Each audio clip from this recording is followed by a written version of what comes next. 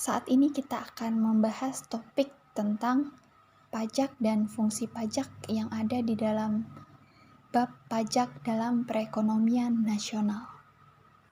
Nah, tadi kamu telah mengemukakan pendapat kamu mengenai perbedaan pajak dan retribusi. Agar kamu lebih memahaminya, Miss akan kembali bahas di PowerPoint ini dan lebih lengkapnya mengenai pajak. Silahkan dibaca dan disimak ya. Apa sih perbedaan pajak dan retribusi? Mari kita bandingkan berdasarkan definisinya. Yang pertama, kita akan membahas tentang pajak. Pajak merupakan iuran wajib yang diberikan oleh wajib pajak berdasarkan norma-norma hukum untuk membiayai pengeluaran-pengeluaran kolektif guna meningkatkan kesejahteraan umum yang balas jasanya diterima secara tidak langsung. Artinya, ketika kamu membayar pajak, kamu tidak langsung menerima balas jasanya. Jadi, iurannya itu bersifat wajib dan tidak boleh tidak dibayar. Siapa itu wajib pajak? Wajib pajak adalah orang yang memberikan pajaknya. Itu definisi mengenai pajak. Kemudian, yang berikutnya mengenai retribusi. Retribusi adalah pungutan yang dikenakan kepada masyarakat pengguna fasilitas yang disediakan oleh negara. Jadi, ketika kamu menggunakan fasilitas negara, salah satu fasilitas negara, kamu baru dikenakan biaya atas retribusi itu. Itu perbedaan secara definisi. Nah, kita akan lanjut kepada contohnya. Sekarang perhatikan dari contoh pajak. Ini ada 2 contoh pajak, namun ada banyak sekali contoh pajak lainnya. Yang pertama adalah contoh pajak pertambahan nilai atau PPN. Mungkin kamu pernah ke sebuah rumah makan atau restoran ataupun tempat belanja di mana kamu dikenakan pajak pertambahan nilai sebesar 10%. Nah, itu merupakan salah satu dari contoh pajak. Kemudian yang di sampingnya ada pajak bumi dan bangunan. Kemudian, ini adalah hasil dari pajak yang telah masyarakat berikan. Jadi, hasil dari pajak yang kamu atau masyarakat berikan itu akan dikelola oleh pemerintah. Ada yang dibuat untuk membangun jalan raya, kemudian membuat pasar, kemudian membangun rumah sakit, kemudian membangun sekolah dan lain-lainnya, jembatan. Nah, itu adalah hasil dari pajak yang diberikan oleh masyarakat. Kemudian ini adalah contoh dari retribusi. Pernahkah kamu ke sebuah mall ataupun ke suatu tempat, kemudian orang tua kamu parkir mobil, kemudian mendapatkan karcis. Nah, karcis tersebut adalah biaya retribusi terhadap parkiran. Kemudian, contoh daripada karcis ataupun daftar harga ketika kamu pergi ke suatu tempat wisata, di mana tempat wisata tersebut ketika kamu masuk ke dalam, kamu sebelum masuk harus membayarnya. Itu adalah salah satu contoh dari retribusi. Nah, ini merupakan hasil dari retribusi. Ingat definisi dari retribusi ya. Retribusi itu dibayarkan apabila kamu menggunakan fasilitas. Kalau kamu tidak menggunakan fasilitas, kamu tidak perlu membayar retribusi. Contoh misalnya, kamu sudah membayar tiket untuk masuk ke kebun binatang.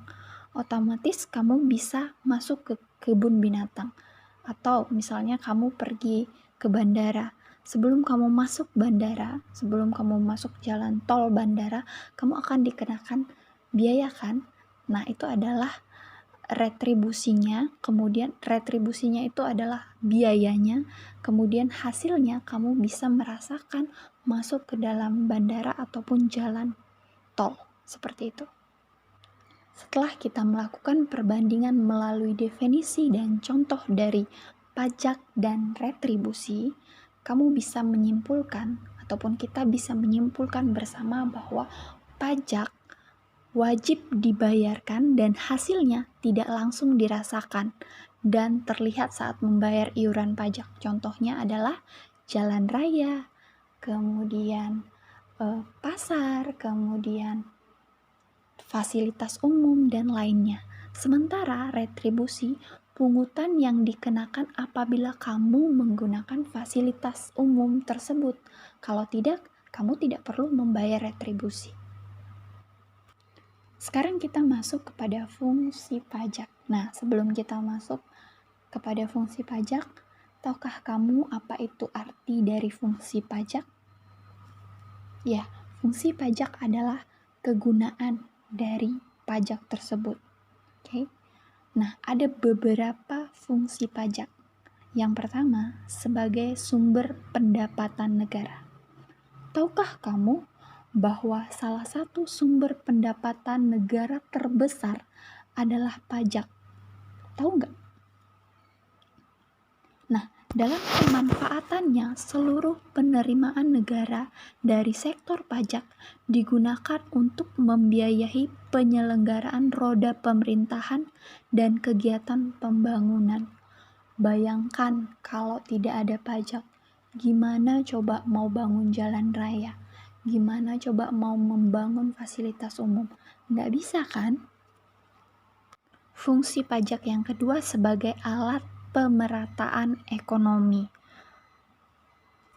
Setelah pajak masuk ke kas negara, pemerintah memanfaatkan pajak sebagai alat pemerataan ekonomi untuk mencapai kesejahteraan bersama.